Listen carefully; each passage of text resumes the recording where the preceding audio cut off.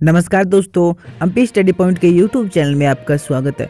दोस्तों, जैसे कि हमें पता है कि भारत और नेपाल की बॉर्डर पिछले लगभग 10 महीनों से बंद पड़ी है। यानी जब से मार्च में कोरोना आया था तब से भारत और नेपाल की बॉर्डर है वो सील पड़ी है और इसी के चलते लोगों को काफ़ी समस्याओं का सामना करना पड़ रहा है। लेकिन आज हम इस विषय में बात नहीं करेंगे कि बॉर्डर कब खोली जाएगी, सरकार ने कोई डेट जारी की है या नहीं।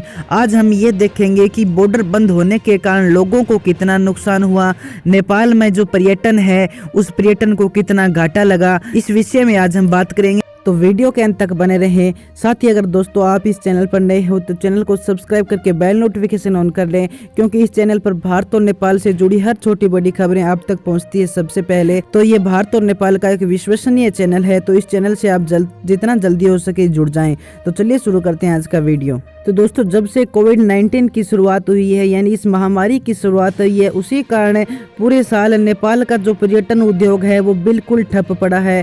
पर्यटन उद्योग के कारण ही नेपाल की आर्थिक स्थिति बिगड़ती है और आर्थिक स्थिति सुधरती है, क्योंकि नेपाल में यूं तो पर्यटन की दृष्टि से काफ़ी आकर्षक जगह है, काफ़ी दर्शनीय स्थल है जिसे देखने के लिए लोग देश और विदेश से आते हैं। लेकिन इनमें से एक प्रसिद्ध पर्यटन स्थल है, वो है गौतम बुद्ध की जन्मस्थली लुम्बिनी।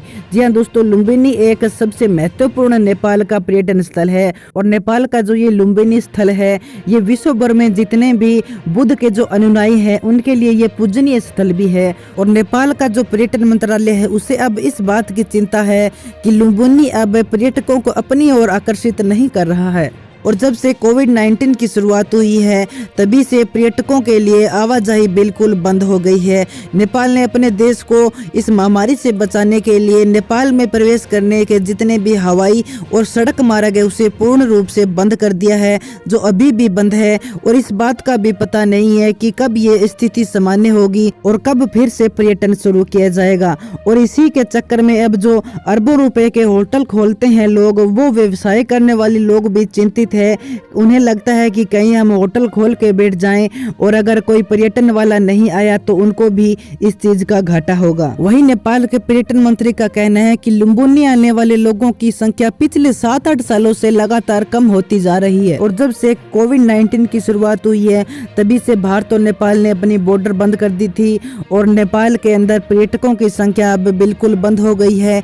यानी लुम्बिनी की अगर हम बात करें तो न के मात्र पर्यटक अब यहाँ पर पर्यटन के लिए आते हैं। वहीं अगर बात करें हम अन्य व्यवसाय की तो वो भी पूरी तरह से नेपाल में ठप हो चुका है, क्योंकि महामारी से पहले नेपाल का जो सीमावर्ती इलाका है भारतीय लोग नेपाल में व्यवसाय करने के लिए आते थे, खरीदारी करने के लिए आते थे बाजार में। लेकिन जब से ये कोविड-19 आया है तब से बाजार भी बिल्कुल ठप पड़े हैं और लोगों की दुकानें भी अब खाली हो गई है, जिससे लोगों के व्यवसाय पर काफी फर्क पड़ा है। इसके अलावा जो दैनिक मजदूरी करने वाले लोग थे उनका धंधा तो बिल्कुल ही चौपट हो गया है, क्योंकि ये लोग 2 वक्त की रोटी कमाने के लिए भारत से नेपाल में मजदूरी करने के लिए जाते थे या फिर नेपाल से भारत में मजदूरी करने के लिए आते थे। लेकिन बॉर्डर बंद होने के कारण कोई उन्हें बॉर्डर पार करके एक देश से दूसरे देश में नहीं जाने दे रहा है। और इस बॉर्डर बंद होने के कारण ये मजदूर लोग जो 2 वक्त की रोटी कमाते थे उनके भी अब लाले पड़ गए हैं और ये लोगों का व्यवसाय, लोगों की मजदूरी और जो पर्यटन है ये बिल्कुल जो ठप हुआ है उसका मुख्य कारण है बॉर्डर का बंद होना। हालांकि जो नेपाल का पर्यटन मंत्रालय है उन्होंने भारत को एक प्रस्ताव भेजा है जिसमें उन्होंने कहा है कि भारत और नेपाल के लोगों को पर्यटन करने की छूट दी जाए। यानी ऐसा प्रस्ताव उन्होंने भेजा है कि पर्यटन को दोबारा खोला जाए। लेकिन भारत की तरफ से अभी कोई इस प्रस्ताव पर कार्रवाई नहीं की गई है, कोई फैसला नहीं लिया गया है और इस बात का भी पता नहीं है कि कब इस पर फैसला लिया जाएगा, कब बॉर्डर खोली जाएगी, कब पर्यटन फिर से शुरू किया जाएगा। और भारत और नेपाल सरकार मिलकर जल्द ही बंद पड़ी हुई बॉर्डर को खोलेगी, पर्यटन को फिर से शुरू किया जाएगा। इसी उम्मीद के साथ आज की वीडियो में इतना ही। मिलते हैं अगली वीडियो में एक नए अपडेट के साथ, तब तक के लिए जय हिंद, जय भारत।